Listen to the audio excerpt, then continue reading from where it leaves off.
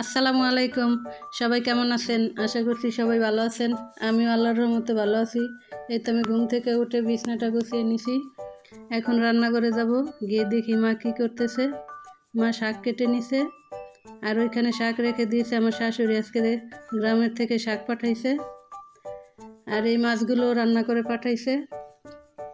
শাশুড়ি থাকলে যা হয়, ছেলের বউর জন্য, ছেলের জন্য এগুলো তো পাঠাইছে আমাদের জন্য। এইখানে এগুলো পাঠাইছে।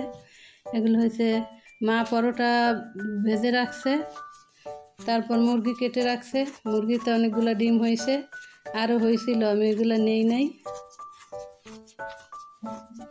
আর এখানে মুরগির চামড়া রাখছে, এগুলো আমি সেঁকবো, সেঁকে তারপরে কাটবো। লাউ শাক পাঠাইছিল, সব শাক এখন ডালা হইতেছে।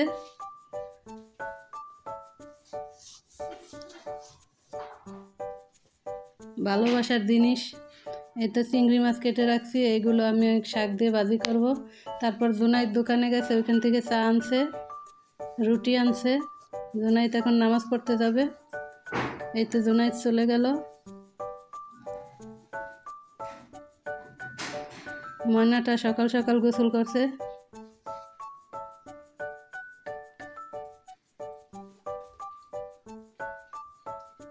এই তো আমি চা খেয়ে নিলাম।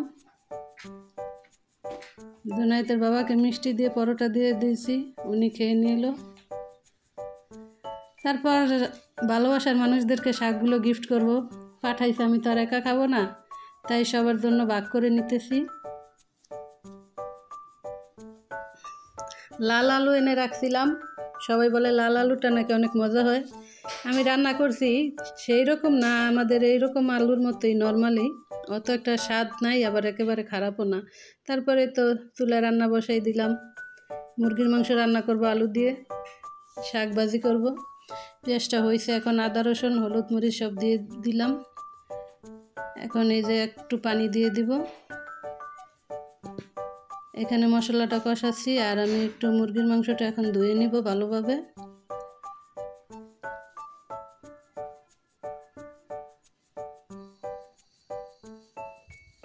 মা ধুয়ে রাখছে, তারপর আমি আর একটু ধুয়ে নিলাম।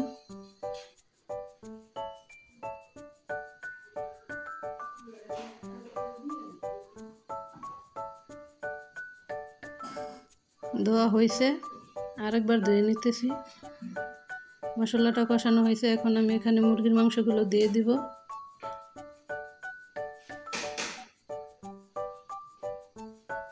মাংসগুলো দিয়ে দিলাম।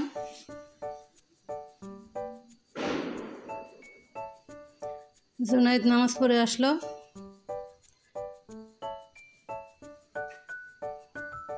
জুনাইদ আমার জন্য একটা গিফট নিয়ে আসছে।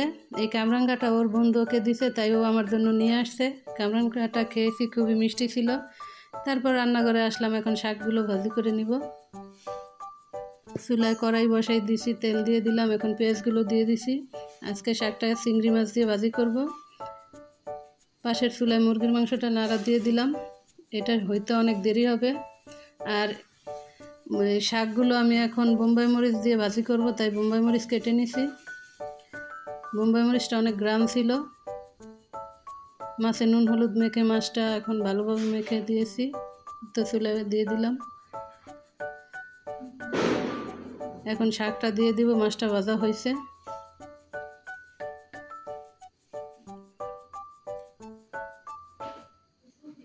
এখন সব শাকগুলো দিয়ে দিব।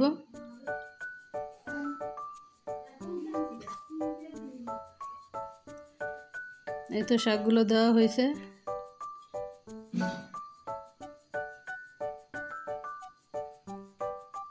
শাক ভাজি হয়ে গেছে, কালারটা মাশাআল্লাহ খুব সুন্দর আসছে। মুরগির মাংসগুলো এখনও কষাই নিতেছি, কারণ এটা সিদ্ধ হইতে অনেক দেরি লাগবে, শক্ত মুরগি তো, তাই আলুগুলো ভালোভাবে ধুয়ে নিতেছি।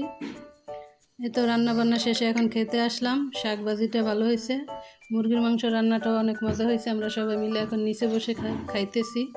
জুনাইতের বাবাকে বাদ দিয়ে দিলাম, উনিও খাইতেছে। মায়ের হাতের রান্না চেউয়া মাছ ভালোই লাগলো। আমার চ্যানেলটা সাবস্ক্রাইব করবেন, যদি ভিডিওটা ভালো লেগে থাকে লাইক কমেন্ট শেয়ার করবেন।